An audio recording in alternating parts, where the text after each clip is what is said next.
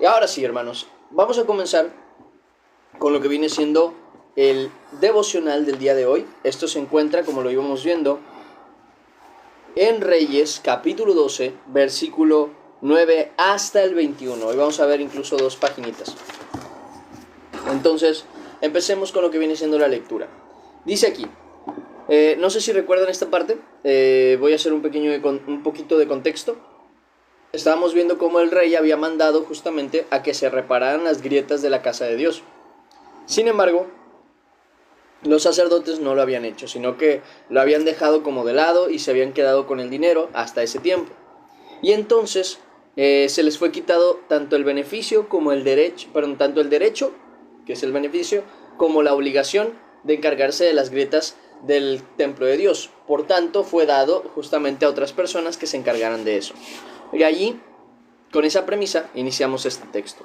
Dice: mas el sumo sacerdote Joiada tomó un arca e hizo en la tapa un agujero y la puso junto al altar, a la mano derecha. Así que, dice, así que se entraba en el templo de Jehová. Y los sacerdotes que guardaban la puerta ponían allí todo el dinero que se traía a la casa de Jehová. Y cuando veían que había mucho dinero en el arca, venía el secretario del rey y el sumo sacerdote y contaban el dinero que hallaban en el templo de Jehová y lo guardaban. Y aquí me voy a detener un segundo. Hay una persona, y ha habido personas incluso que dicen que a la iglesia de Dios se va con la Biblia y la billetera. Sin embargo, yo sí quiero mencionar una cosa. Si en algo puedo estar de acuerdo, es que creo que siempre tenemos que llevar algo a la casa de Dios. ¿Y a qué me refiero con ese algo? No es económico, no es material, es del corazón. Que del corazón se refleja lo material es totalmente diferente.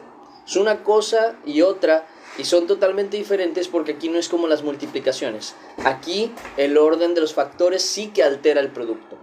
Si yo sirvo a Dios por amor al dinero, y por amor al dinero yo hago la obra del Señor con intención de recibir recompensa, primero, no la voy a recibir. Segundo, aunque reciba, vamos a decirlo así, recompensa o reciba económicamente algo bueno, de nada me va a servir. Porque tal y como dice la Escritura, ¿de qué le sirve al hombre ganar el mundo si pierde su alma? Es bien importante ese tema. Entonces, si es algo cierto, es que no podemos llegar con las manos vacías delante de Dios. Tenemos que llevar, ¿qué? Nuestro arrepentimiento, nuestro amor, nuestra intención, nuestro tiempo, nuestra atención, nuestro deseo y nuestro amor. ¿Que eso se va a reflejar en muchas ocasiones económicamente? Claro que sí.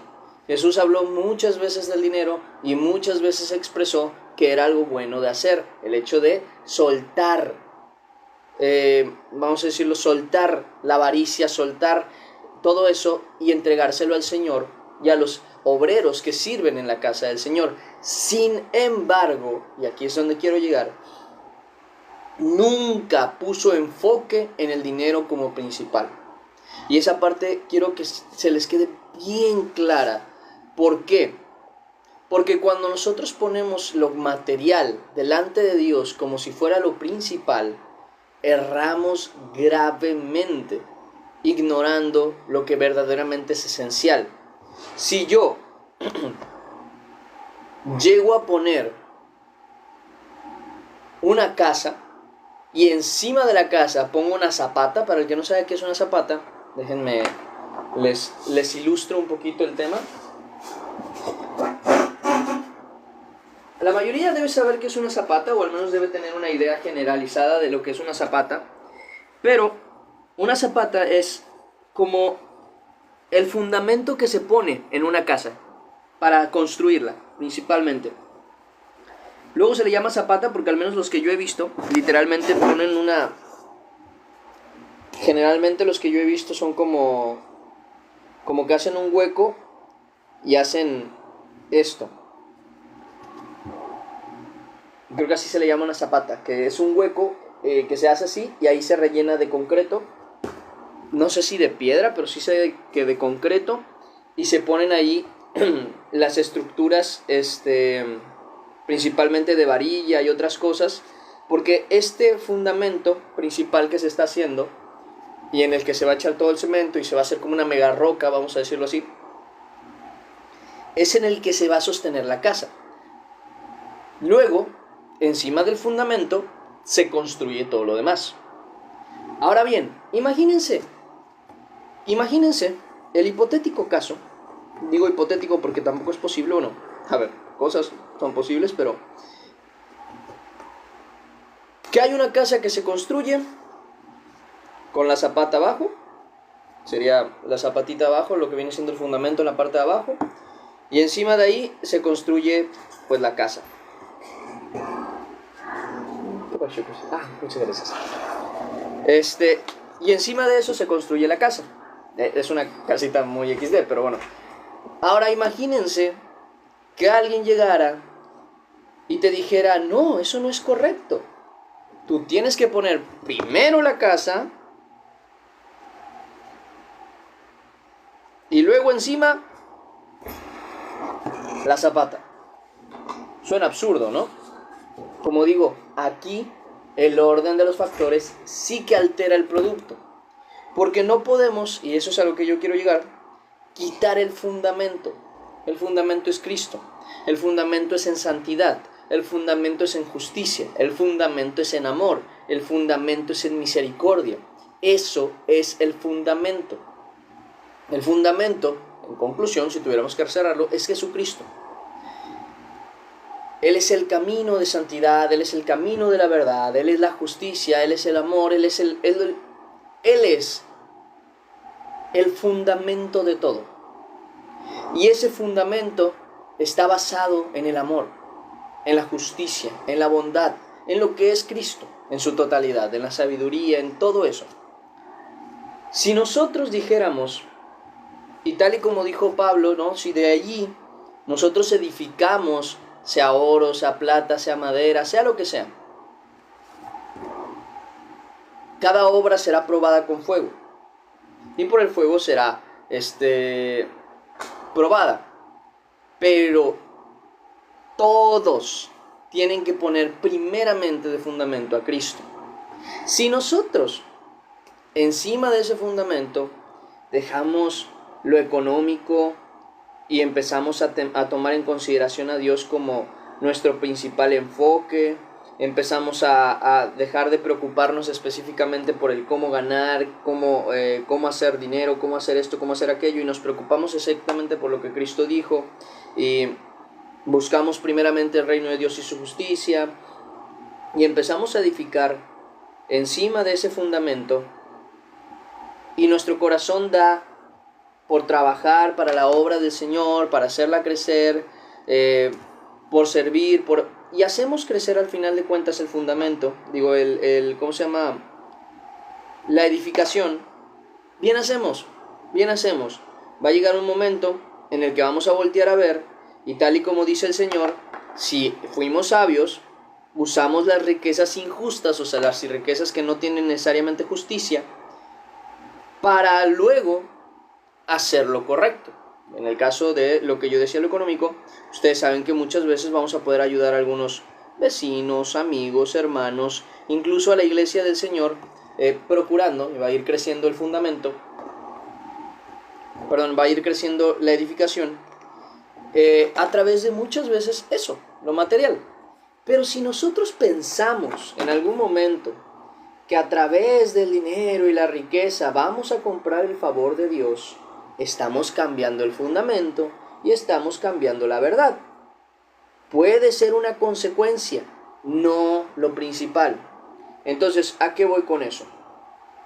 Busquen y procuren que si de corazón quieren hacer las cosas bien delante de Dios, primeramente, hagan lo que nace del corazón. Tal y como dice la Escritura, da de lo tuyo propio, y entonces todo lo demás será limpio. Y también dice la Escritura, dad al César lo que es del César y a Dios lo que es de Dios. ¿Qué es de Dios? Algunos dicen no, que es el diezmo, que es la ofrenda, y en parte tienen razón. Sin embargo, lo principal de Dios es la justicia, es el amor, es la santidad, es el bien, es la disciplina, es el ser como Él. Como dice su palabra, siendo imitadores de Dios como hijos amados. Esos son los fundamentos y lo que a Dios le agrada que tengamos y que traigamos a la casa del Señor. En aquel tiempo, la manera más sencilla de confirmar y corroborar esto era exactamente eso, lo económico. ¿Por qué? Porque cuando tú dabas, demostrabas en primer lugar que no tienes avaricia, que no tienes codicia.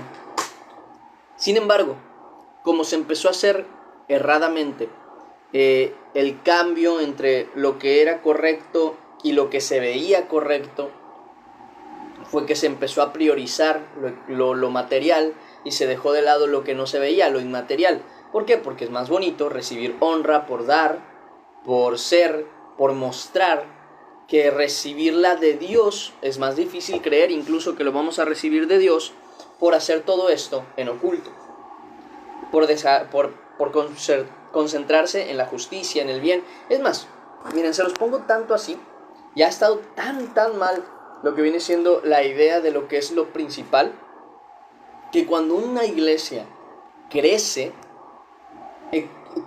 económicamente, crece en congregantes, crece en número de personas y en tamaño, dicen, esa es una iglesia bendecida. Y cuando ven una iglesia pequeña que no crece, pero sus servidores están ahí fieles, el pastor ama a sus siervos y está todo el tiempo ahí, a sus ovejas, y todo el tiempo está ahí cuidándolos, viendo por ellos, procurando. Y esos siervos son siervos fieles, que cuando tú los ves hasta hay gente que los podría llamar religiosos fanáticos, pero es porque aman a Dios, no lo hacen por la imagen hacia la gente, sino que lo hacen por amor a Dios. Y dicen, no, esa iglesia no está bendecida. Mírala, es pequeña, no crece, nadie quiere ir ahí porque todos son fanáticos religiosos. Y te digo una cosa, delante de Dios, esa iglesia es más bendecida que la grande. Hay un pasaje en el libro de Apocalipsis que me llama mucho la atención, porque justamente habla de una situación muy similar. Apocalipsis, si no me equivoco, es en el capítulo 4, se los confirmo ahorita.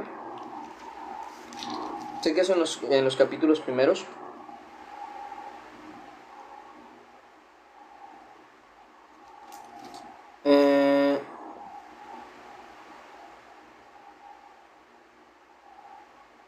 Aquí está.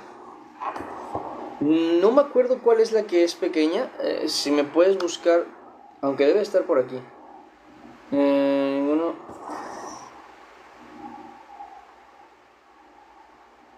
Ok, sí, ya los encontré. Perfecto, miren. Se dice que lo que hace el Señor en Apocalipsis es hablarle, al menos en los primeros capítulos, es hablarle a las iglesias que estaban en ese tiempo, dando también imagen de las iglesias que iba a haber en el futuro y exhortando tanto a estas iglesias actuales como a las iglesias que vendrían después según cada característica. Y empezamos con la iglesia más grande, porque quiero que veamos esta situación, porque es un contraste a mí que me parece muy hermoso de la manera en la que vemos la perspectiva de Cristo delante de su iglesia. Miren, dice en el capítulo 3 de Apocalipsis, capítulo 3, versículo 14, dice él, y escribe al ángel de la iglesia en la Odisea, he aquí el Amén, el testigo fiel y verdadero, el principio de la creación de Dios, dice esto, yo conozco tus obras, que ni eres frío ni caliente. Ojalá fueras frío o caliente. ¿Sabes ese ejemplo de una congregación que medio es santa, medio no, medio procura andar en el camino de justicia y de verdad, medio no, medio cuida a los hermanos, medio no, medio perdona y medio no, y medio es cristiana y medio es mundana? Que tú entras y dices, pues me siento cómodo aquí, ¿sabes? Siendo mundano.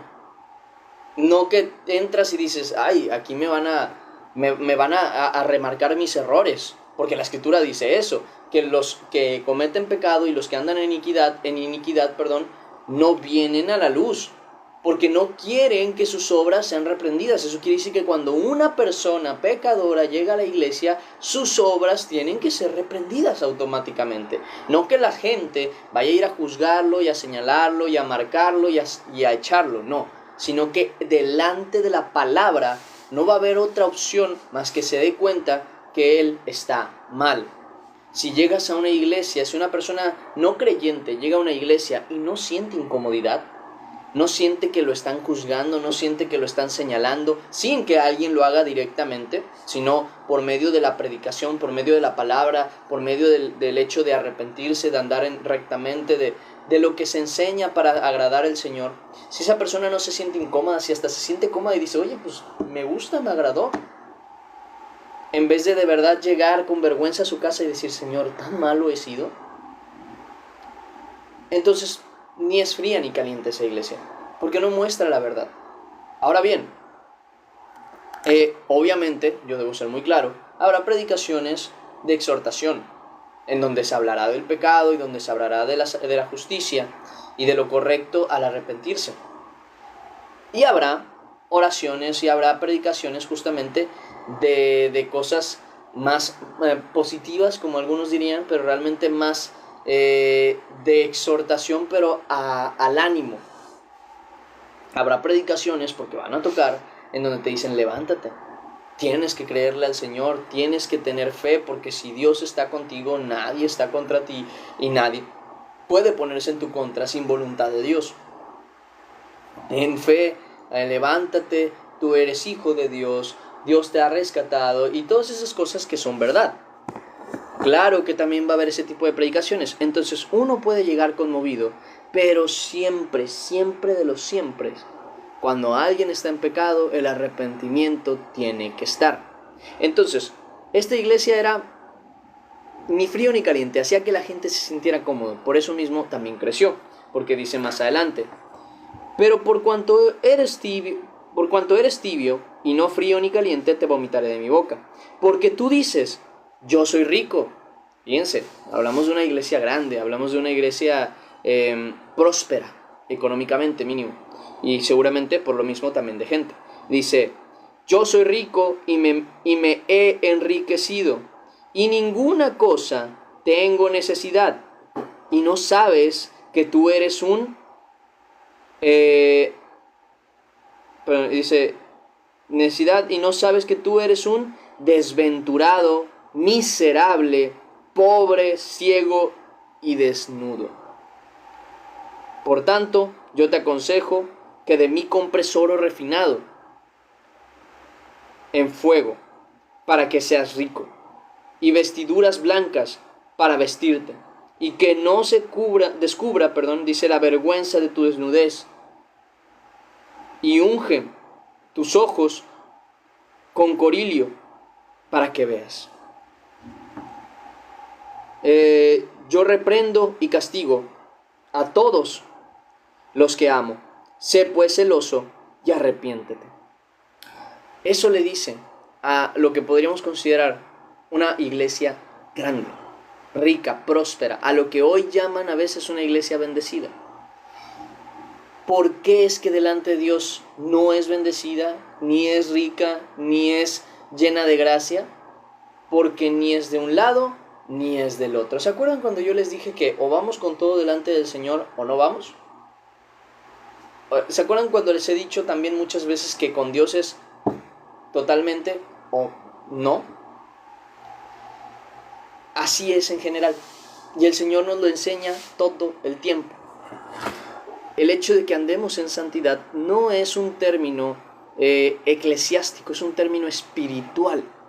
El que es espiritual deja las cosas terrenales. El que no es espiritual sigue viviendo en su terrenalidad, sigue viviendo en sus deseos, en su pecado, en su anhelo terrenal, en sus envidias, en sus discusiones, en sus iras, contiendas, en sus pecados en general. Pero el que es espiritual es el que vive una vida en Cristo Jesús. Nada más. Por eso mismo el Señor le dice, te aconsejo que de mí compres oro refinado y de mí compres vestidos. En otras palabras, en mí, o sea, en Cristo, debemos obrar para bien. Ahora bien, vamos a ver el contraste.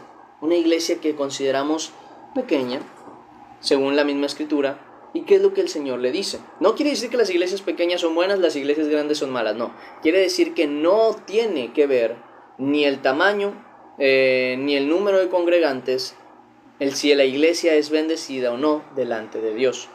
El versículo 7 del capítulo 3 dice: escribe al ángel de la iglesia en Filadelfia, esto dice el santo, el verdadero, el que tiene la llave de David, el que abre y ninguno cierra, y cierra y ninguno abre. Yo conozco tus obras. He aquí, he puesto delante de ti una puerta abierta, la cual nadie puede cerrar. Porque aunque tienes poca fuerza, vuelvo a decir, sería pues una iglesia pequeña, tal vez no muy rica, tal vez no muy...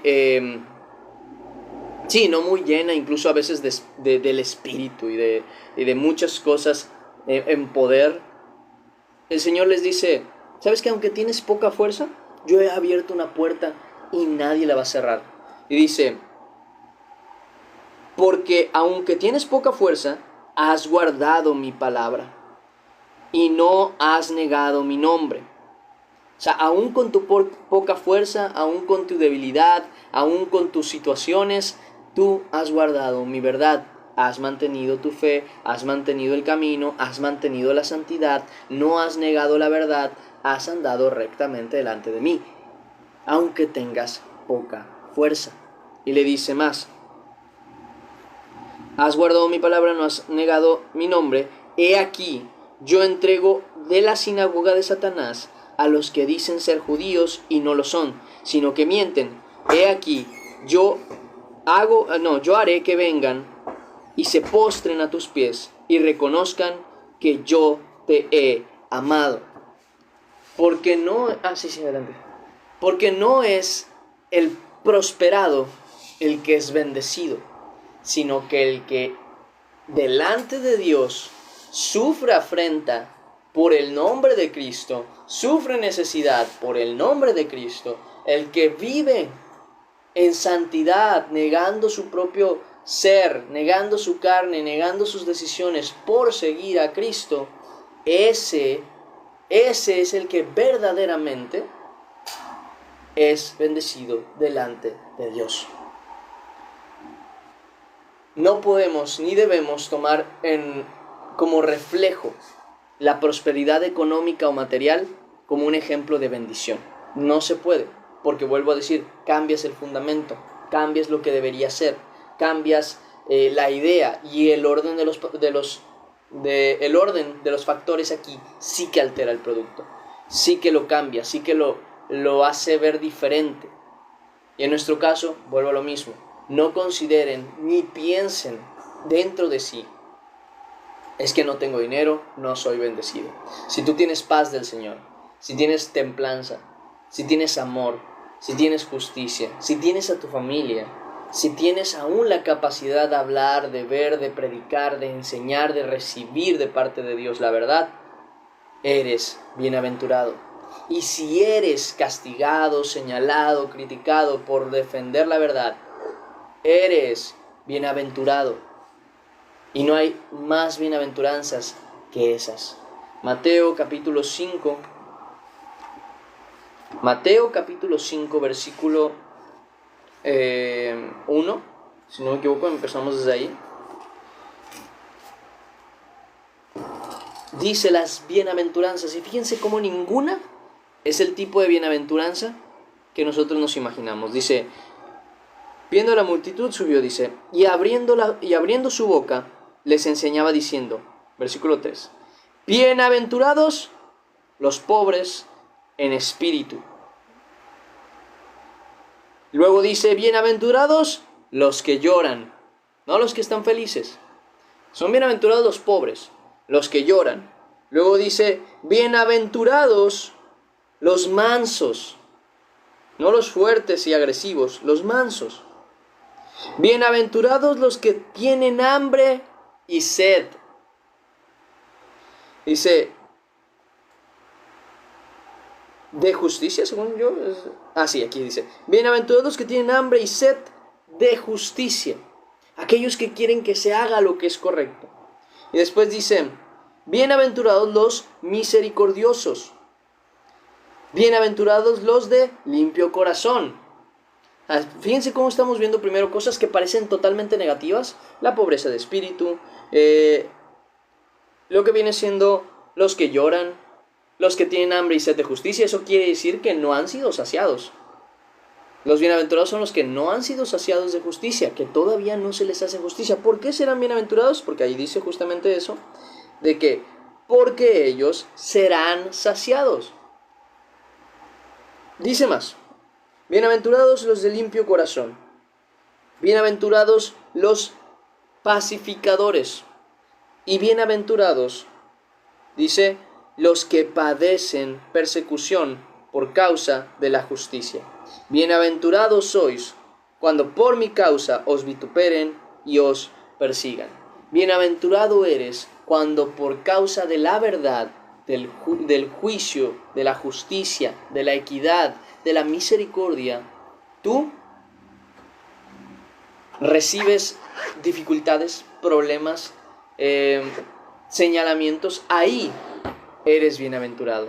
No porque crezcas en la riqueza terrenal, no porque seas conocido por todo el mundo. Eres bienaventurado cuando en ti está la justicia, cuando en ti está el amor, cuando en ti está la verdad, cuando en ti hay fruto del Espíritu Santo, cuando en ti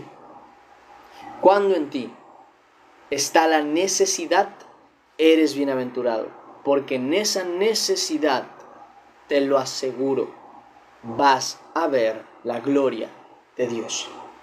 Esa persona es bienaventurado, porque el que tiene y no le falta, ¿qué necesita? ¿Necesita un milagro para sanar? No, porque tiene el dinero para tratarse. ¿Necesita un milagro para tratar algún problema con una persona? No, se arregla. Es bienaventurado el que humanamente no es bienaventurado. ¿Por qué? Porque delante de Dios Él cumplirá su promesa para con aquellas personas que por el bien y la justicia, por el amor a Dios, han sufrido. Esos son los bienaventurados. Entonces, cuando vengamos a la casa de Dios, claro que sí, va a ser un reflejo. La Escritura dice, honra al Señor con tus primicias y con todos los principios o inicios de los frutos, de todos tus frutos, sí. Pero lo principal, si quieres que sea agradable ese diezmo, esa ofrenda, esa dádiva hacia lo que es de Dios, ten conciencia que antes tienes que haber ofrecido la justicia, el amor, la misericordia y la verdad, que es lo que verdaderamente agrada a Dios. Siguiente versículo.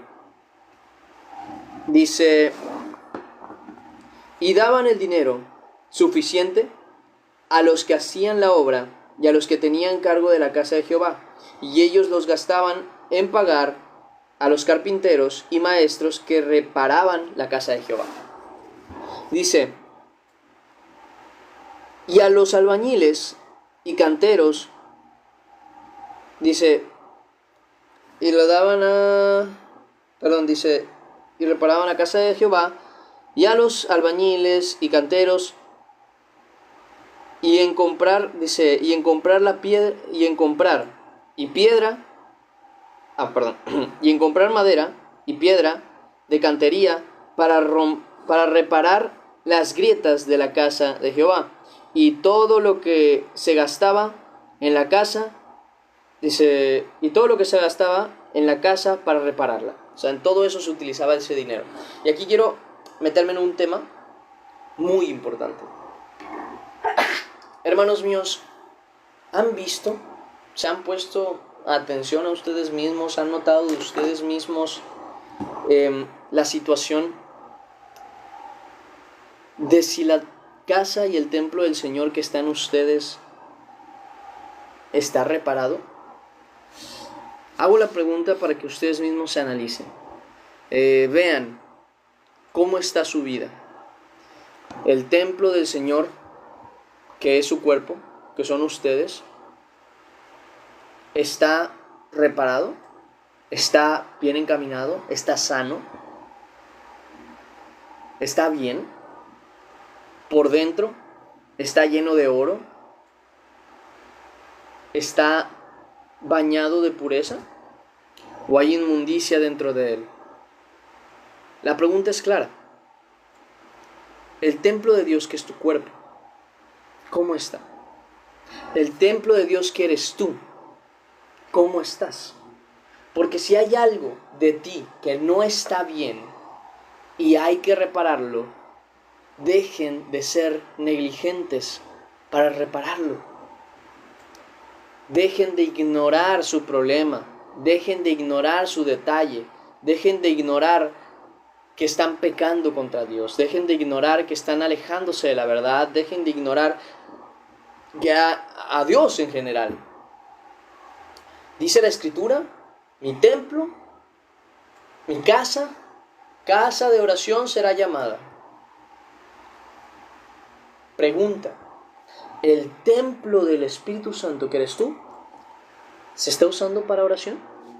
O sea, tú mismo te has puesto en la disposición de orar al Señor constantemente, porque tú que eres el templo de Dios, casa de oración serás llamada, en el aspecto de que tú con el Señor tienes que tener una comunión constante, constante y constante. Es importantísimo poner atención a nuestra vida, porque si algo está sin reparar, hay que repararlo.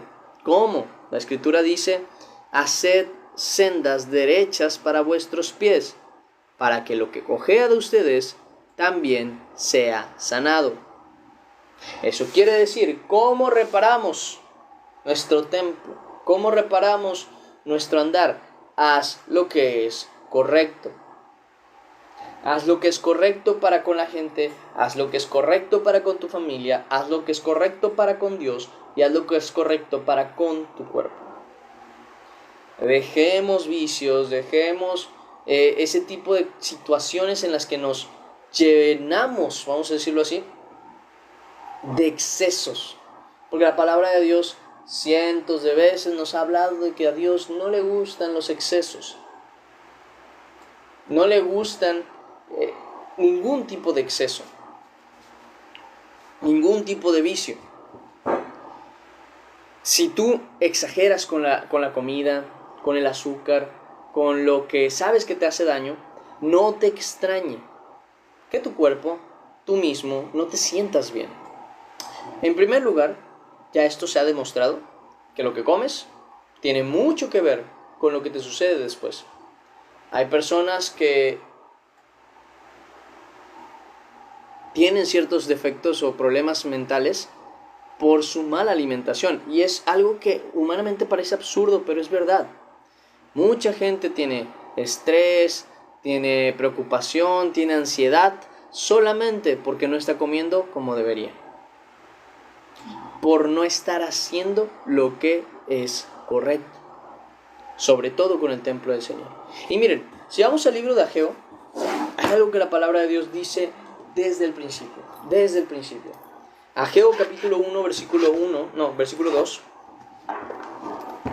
Ageo es de los profetas menores, está casi al final del primer testamento, del Antiguo Testamento.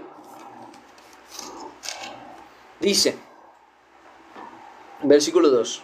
Así ha hablado Jehová de los ejércitos, diciendo, este pueblo dice, no ha llegado aún el tiempo que la casa de Jehová sea reedificada. No sé si les ha pasado.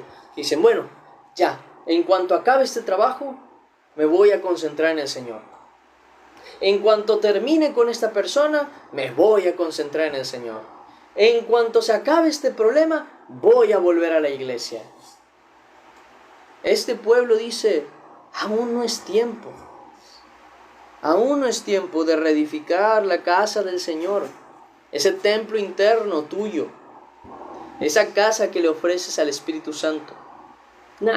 Aún no es tiempo. Muchos dicen.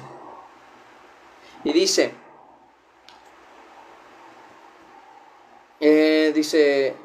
tiempo de la casa de Jehová sea reedificada. Entonces vino palabra de Jehová por medio del profeta Ageo, diciendo: ¿es para vosotros tiempo?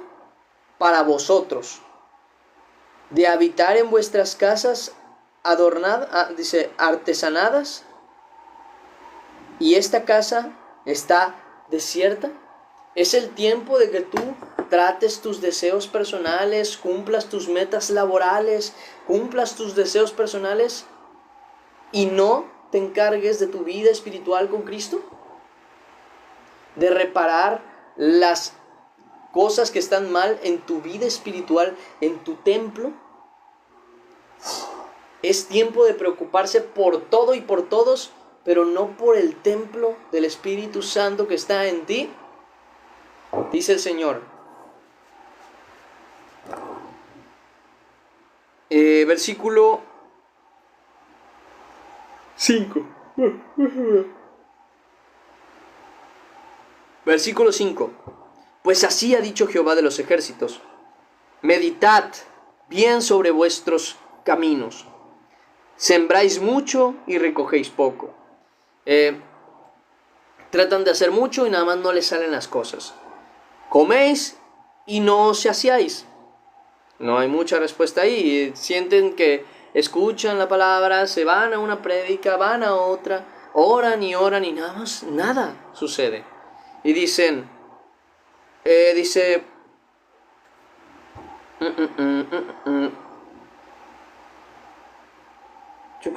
versículo 6, bebéis y no quedáis satisfechos, os vestís y no os calentáis. El que trabaja a jornal recibe su jornal en saco roto. Así ha dicho Jehová de los ejércitos: meditad sobre vuestros caminos, subid al monte y traed madera y reedificad la casa, y pondré en ella mi voluntad y seré glorificado, ha dicho Jehová. ¿Cuándo te vas a preocupar de tu bien, de descansar bien, de comer bien y de hacer lo que es correcto y recto delante de Dios? ¿Cuándo te vas a preocupar por dejar el pecado, por dejar la avaricia, por dejar la necedad? ¿Cuándo te vas a preocupar por tu vida espiritual y tu relación con Cristo Jesús? ¿Cuándo vas a encargarte de reedificar el templo de Dios en tu vida? Porque sigues poniendo tu vida por delante de lo demás. Sigues poniendo tus deseos, sigues poniendo tus anhelos, sigues poniendo todo lo que depende y es de ti en primer lugar. Es que mi trabajo, es que es mi familia, es que es mi casa, es que es mi proyecto, es mi todo y nada de Dios. ¿En qué parte estás poniendo a Dios? ¿Estás edificando y habitando en tu casa adornada primeramente y dejando atrás el templo del Espíritu Santo que está en ti? Porque dice el Señor de la siguiente manera. Dice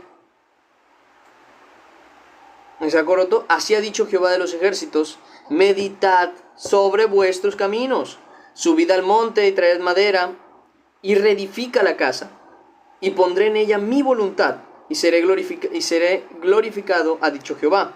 Buscáis mucho y halláis poco, encerráis en casa y yo lo disiparé en un soplo. ¿Por qué? Dice Jehová de los ejércitos: por cuanto mi casa está desierta y cada uno de vosotros corre a su propia casa. Cuando vemos en nuestra vida que nuestro escape no es Cristo, que nuestro escape es ir a hacer algo, ir a ver algo, ir a entretenernos en algo, y no es Cristo nuestro escape, entonces verdaderamente nuestra casa, nuestro templo del Señor, no ha sido reedificado. Hay que levantarlo, hay que poner ese tiempo para reparar tu vida con Dios. Dice más: por esto se detuvo de los cielos sobre vosotros la lluvia, y la tierra detuvo sus frutos. y más que dice. Pero prácticamente podemos llegar a esa conclusión, hermanos míos. Mira tu vida espiritual, reedifica, edifica y construye tu templo espiritual. No en vanidad, no en injusticia, sino en rectitud, en verdad, en justicia y en amor. Reedifica tu casa a través, incluso, del hacer lo correcto por agradar y dar honra a nuestro Dios. Reedifica el templo de Dios para que Dios habite en él, glorifique tu vida y te haga bien. Denme un minuto, ahorita regreso, voy a ir a lavarme la cara, que me está ganando el cansancio. Voy a enjuagarme la cara. Ahorita regreso. Denme un minuto, ¿va? Ya vuelvo.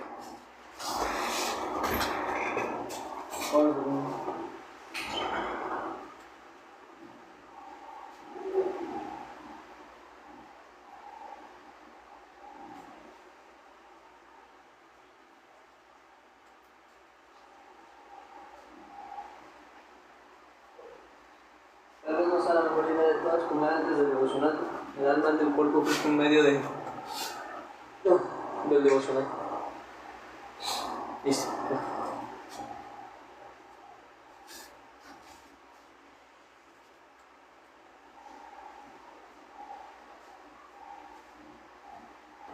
Ahora sí. Sigue.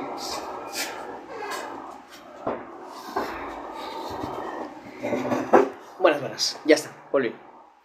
Decía, andando con lo demás, dice el siguiente versículo 3.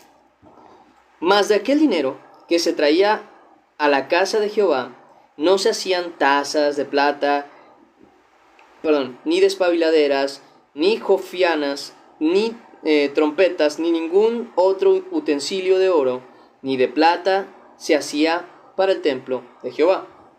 Dice, porque lo daban a los que hacían la obra, dice, y con él reparaban la casa de Jehová. Esa es otra. Muchas veces queremos recompensar a Dios, ¿sabes? Como que queremos vivir este tipo de trato, esto que estaba hablando justamente, de recomponer nuestra vida espiritual delante de Dios y nuestra comunión con Él. Lo queremos hacer a través de los utensilios de oro, lo que es bonito, lo que hablaba hace rato, ¿no? De que traer dinero, traer el diezmo, traer la ofrenda, lo cual es bueno cuando la casa del Señor está reparada, cuando lo principal ya fue hecho, cuando la justicia, el amor, la rectitud, la fe en Jesucristo nos hizo estar, vamos a decirlo, bien delante de Dios, y entonces sí, todo lo demás es agradable para Dios, pero antes no. Entonces hay tiempo para cada cosa. Hay un tiempo en el que nosotros tenemos que tratar nuestra vida. Tenemos que andar como María, la hermana de Marta. Para el que no conoce esa parte de la escritura, es una parte en donde habla de dos hermanas, una que está sirviéndole al Señor y está sirviendo la comida y está haciendo todo el trabajo, y María, que estaba sentada a los pies de Cristo escuchando su palabra. Y entonces Marta se molesta y le dice al Señor, Señor, no te da cuidado, dile a María, mi hermana, que me ayude. Me dice, porque yo estoy sirviendo sola. Y entonces el Señor le dice, Marta, Marta, afanada estás en muchas cosas, pero solo una es importante. ¿Y María? Ha escogido la buena parte. ¿Quiere decir que no debemos servir? No. Quiere decir que primeramente, antes de dar, hay que recibir. Antes de poder dar palabra, recibe de Dios palabra. Antes de poder perdonar, recibe de Dios perdón. Antes de poder amar, recibe de Dios amor. Antes de querer aventarte a servirle al Señor, primeramente deja que el Señor cambie tu vida para que no le ofrezcas cosas que no deberías ofrecerles en el tiempo que no toca. Ten paciencia para con Dios, deja que Dios primero trate tu vida y luego haces lo que te toca. Primeramente, concéntrate en hacer lo que es correcto, recibir de Dios lo que Él te está tratando de dar: el amor, la paciencia, la justicia y la verdad. primeramente recibe de Dios para entonces poder dar. Pero si tú quieres dar y dar y dar y dar y dar y nunca te calmas y te detienes a recibir palabra del Señor, ¿qué es lo que va a pasar contigo? Te vas a vaciar, porque como Dios no te ha llenado, te vas a cansar, vas a dejar de servir, vas a dejar de amar a los hermanos, te vas a cansar de la gente, porque no le diste el tiempo de que primero tratara contigo. Entonces hay tiempo para cada cosa. Cosas que son agradables para el Señor son agradables a su tiempo. Primeramente, el templo de Dios. Dice, porque lo daban y hacían la obra del Señor. Dice, y no se tomaba cuenta a los hombres en cuyas manos el dinero está entregado, para que ellos lo diesen a los que hacían la obra, porque lo hacían ellos fielmente. Siguiente versículo dice, aquí es donde entramos en la segunda parte. Dice, el dinero por el pecado y el dinero por la culpa se llevaba a la casa de Jehová. Dice, no se llevaba, a la casa de Jehová, porque era de los sacerdotes. Y ahí va ese punto. Y yo me gustaría enseñarles esto a ustedes, para que nunca hagan esto con las personas que se encargan de servir en una iglesia y en su iglesia sobre todo, porque se me hace muy cruel al no tener entendimiento de la verdad. Imagínense cuando dice una persona, no, pero es que si es el pastor se tendría que preocupar primeramente por la iglesia y sus ovejas antes de qué va a comer. Y hay gente así de extremista.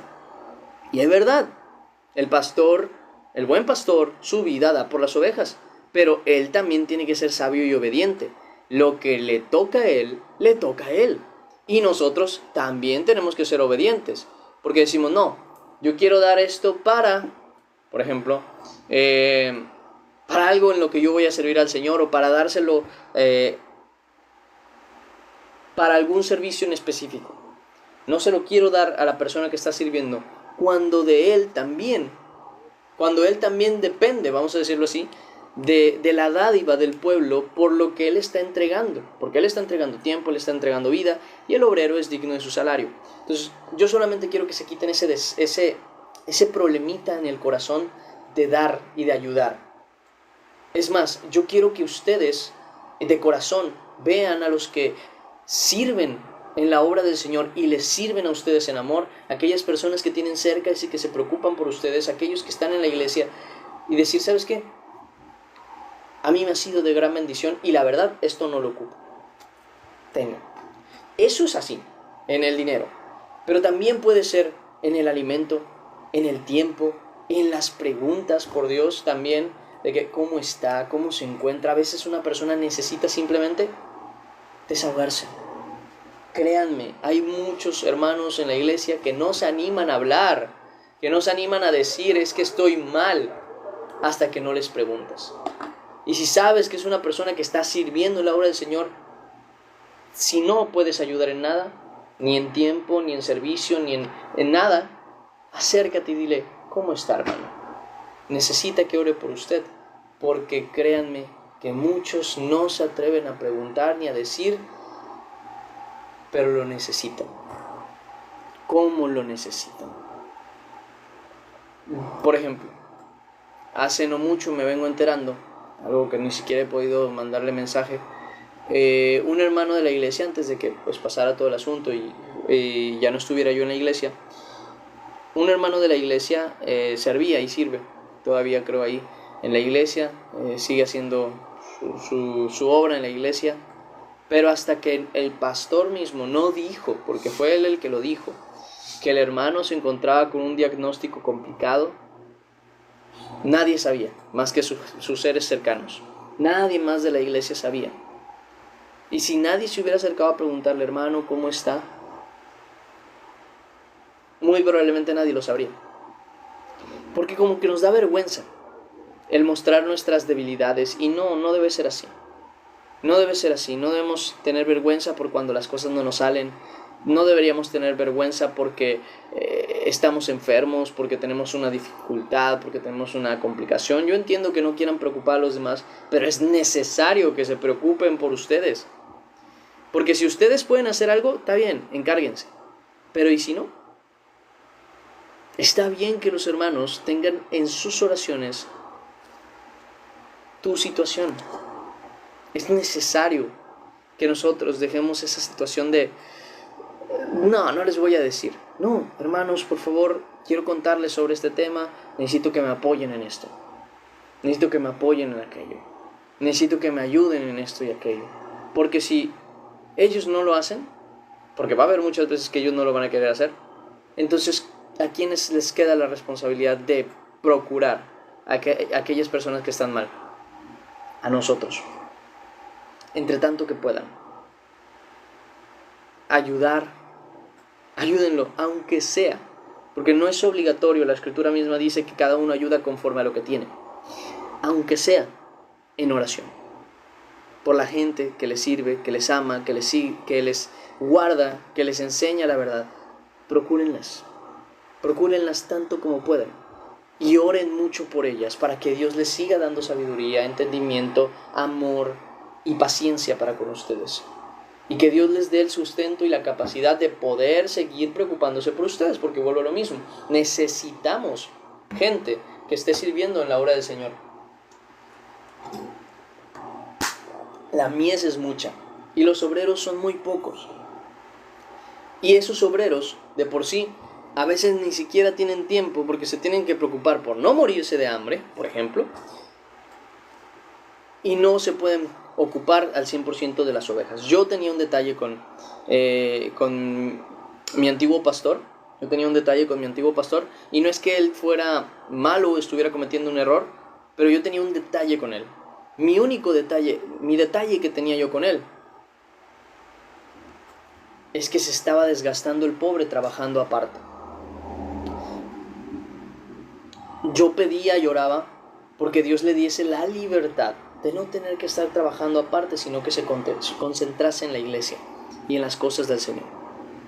Porque incluso la misma palabra lo dice en cuanto a los apóstoles, cuando les dicen, oigan, es que pasó una situación con los apóstoles de Cristo, y es que llegó un momento en el que había una diferencia en cuanto a la entrega de las ayudas, porque estaban ayudando a las viudas de los judíos naturales, los judíos, pero de los judíos que vivían en otros lados, de los judíos que eran de otra genealogía, que incluso podían ser de padre o madre griego o algo, que no fuera necesariamente judío, los estaban dejando de lado, judíos helenistas, algo así se les llamaba. Y entonces se quejaron con los apóstoles, y ¿saben qué les dijeron los apóstoles? No es justo que nosotros dejemos el ministerio por servir a las mesas.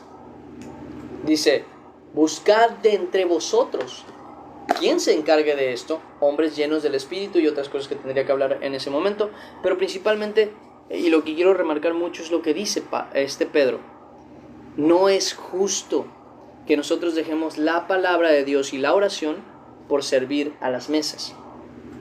Ahora, ese era mi problema con mi pastor, que yo lo veía desgastarse por trabajar aparte y todavía tener que servir en la iglesia. Y yo no quería eso.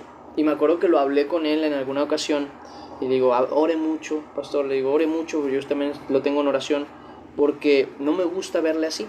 O sea, veo y se nota que usted se está desgastando. ¿Por qué? Porque claramente, y esto es algo que ya me han dicho, incluso él me lo había dicho un hermano, que dice el hermano, yo sí le corregí ahí en ese aspecto, porque dice, yo veo bien que el pastor trabaja aparte, dice, por lo que pueden decir otros, y yo no, porque yo creo que el pastor tiene que estar 100% para sus ovejas. Yo creo que el pastor tiene que tener la capacidad y el tiempo para procurar su familia. Yo creo que el pastor tiene que tener el tiempo y la capacidad para procurarse a sí mismo, porque si él tiene que cuidar de las ovejas, ¿quién lo va a cuidar a él? Tiene que tener ese tiempo y tiene que tener ese sustento. Por tanto, entre tanto que nosotros podemos ayudar, ayudemos, porque como me gustaría a mí que el pastor no tuviese que trabajar aparte, pero se ve en la obligación justamente por ese tipo de situaciones. Entonces, seamos cuidadosos con los que de verdad se preocupan por sus ovejas, por aquellas que son de Cristo y que al final de cuentas Dios ha puesto en sus manos. tengamos ese corazón humilde para procurar a esas personas, porque de verdad que necesitan ese tiempo, necesitan esa ayuda, necesitan no que se enriquezcan, y esto ya lo he dicho cientos de veces. Si ustedes ven un siervo del Señor que se dice ser siervo del Señor, cómo quiere enriquecerse y que dice, es que traigan el dinero al altar porque voy a bendecir esta ofrenda, no, ignoren esas personas, ignórenlas, es más, ni siquiera las escuchen, porque son personas que tienen un enfoque erróneo. El enfoque principal es la vida en Cristo, y la vida en Cristo se hace en justicia y en santidad, en el amor y la misericordia, nada más. Lo demás es una consecuencia. Procuren nada más a esas personas que de corazón se entregan por la obra del Señor, que no están buscando ni la riqueza ni enriquecerse por ustedes. Está buscando que ustedes estén bien, y que en ese mismo bien Él se pueda encargar de ustedes. Procuren a esas personas, procúrenlas muchos, porque pocas van a encontrar, muy pocas. Hay muchos que se dicen ser siervos del Señor y pocos de verdad aman a la grey del Señor. Palabra grey, por si no lo entienden, es el conjunto de ovejas iba a decir de una manada, pero no es una manada, sí, de un prado de ovejas, al final de cuentas, de todas las ovejas. Es la grey del Señor. Entonces, procuren a esas personas, no hay muchas, y se van a encontrar muchos falsos predicadores, muchos falsos maestros, muchos falsos pastores, y todos andan buscando exactamente lo mismo, enriquecerse. Una cosa es querer sobrevivir, eso es totalmente normal. Es una persona que quiere servir a la obra del Señor y pues dice, oye, quiero sobrevivir para poder seguir sirviendo en la obra del Señor. Entonces muchas veces por eso mismo, por no molestar a la grey, por no molestar a las personas, porque no se les señale, terminan pues desgastándose, ¿no? Trabajando en otra cosa aparte para poder también al mismo tiempo trabajar en la obra del Señor. Y es correcto de ellos, es incorrecto de nosotros permitir eso. Es correcto de ellos porque ellos están por sobre su propio derecho, porque es su derecho vivir de ello, tal como vimos aquí, que era de los sacerdotes, y en el caso de nosotros, también el hecho de que ellos puedan tener comida, bebida y casa, un lugar donde sobrevivir y estar. Es nuestra responsabilidad poder ayudarlos con eso. Ahora bien, ellos hacen bien cuando no se aprovechan de ese derecho, ni tampoco lo ejercen, sino que antes buscan hacer todo lo posible por no tener que sobrecargarles a ustedes. Y a mí, en mi caso también me tocaría ese tipo de situaciones. Pero, y ahí voy con el pero, está mal de nuestra parte el tener o el permitir que eso suceda. ¿Por qué? Porque esta persona debería tener el tiempo. No, vuelvo a repetir porque es bien importante esta parte, no riquezas. No que lo llegues a ver con su Rolex de 15,000 pesos, no que de repente llegue con su carro último modelo, Mustang o no sé qué, Ferrari o lo que sea. No que lo veas ahí en su mega casa, mansión, donde solo vive él y su esposa, y tiene criadas y no sé qué. No me refiero a ese tipo de cosas. Me refiero a una persona que de verdad no tiene en ningún momento el deseo ni la avaricia para, pues al final de cuentas, aprovecharse de ustedes, sino que de verdad busca de todo corazón dar de más. A esa persona, a ese siervo del Señor, vale la pena sujetarse, vale la pena obedecer, vale la pena escuchar, vale la pena ayudarle. Ahí sí vale la pena. Y habrá que reconocerlo y habrá que aprender a reconocer a ese tipo de personas, porque no hay muchas. Cuando las encuentren, no suelten a esos siervos del Señor, no los abandonen, no dejen que caigan, porque de verdad hay pocos que de corazón quieren servir a cada uno de los hermanos por amor a Cristo. Muy pocos.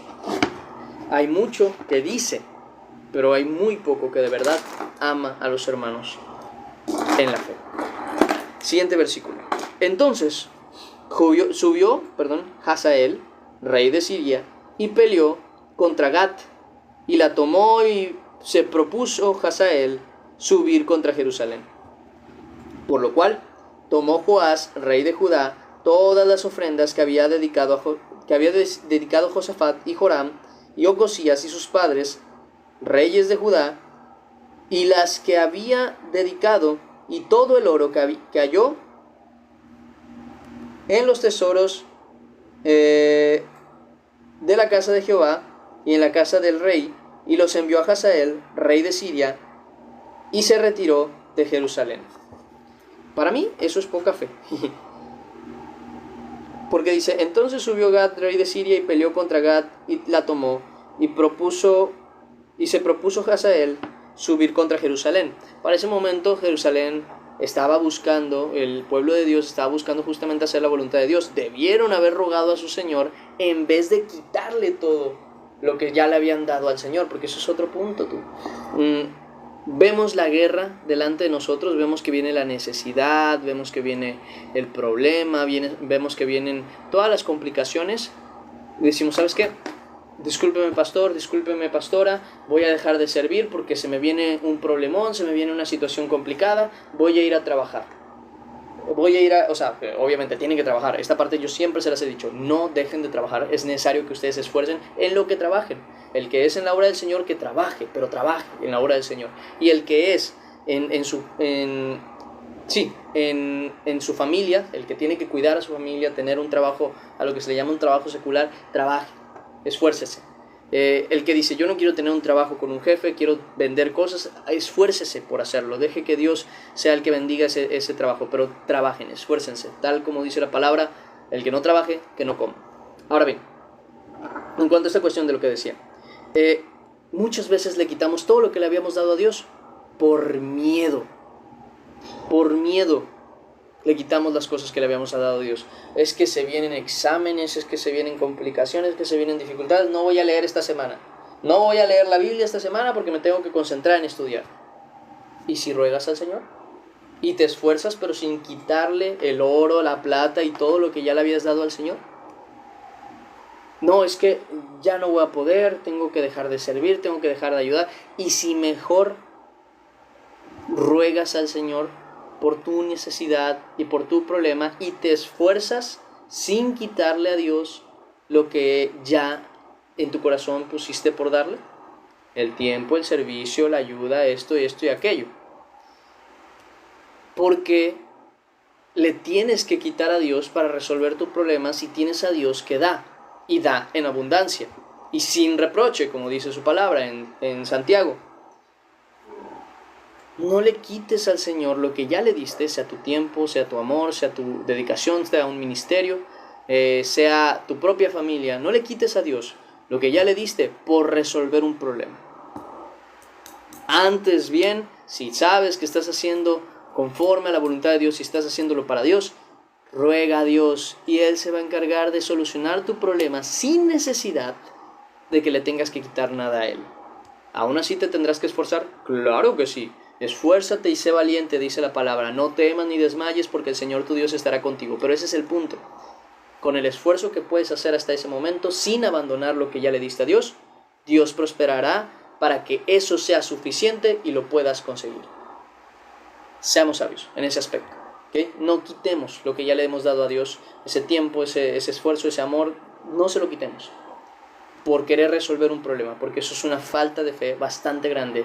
Y bueno, al final de cuentas, no agrada a Dios ese tipo de cosas. Los demás hechos de Joás y todo lo que hizo, ¿no está escrito en el libro de las crónicas de los reyes de Judá? Y se levantaron sus siervos y conspiraron en conjuración y mataron a Joás en la casa de Milo cuando descendía él a Sila. Triste, desafortunado para mí. Hasta cierto punto pudo haber sido una consecuencia de lo anterior. No lo dice la escritura así, pero no me extrañaría por esa poca fe que le tuvo a Dios. Y créanme, no es fácil, claro que no, pero es bien importante que aprendamos a no soltar lo que ya le dimos a Dios por querer resolver un problema. Antes bien, oremos a Dios y Dios va a encargarse de resolver ese problema. ¿Cómo me hubiera encantado que Joás, en vez de haber hecho esto, se hubiera dirigido a Dios y le hubiera dicho: Señor, estamos en problemas, pero sabes que te estamos sirviendo, sabes que queremos hacer la paz contigo, danos paz delante de aquellos que nos atacan. Y Dios hubiera hecho la obra, de eso estoy seguro. Siguiente versículo dice: pues Josacar, hijo de Simeat, y Josabat, hijo de Somer, sus siervos, le hirieron y murió. y le sepultaron con sus padres en la ciudad de David, y reinó en su lugar Amasías, su hijo. Y ahí terminamos el devocional del día de hoy.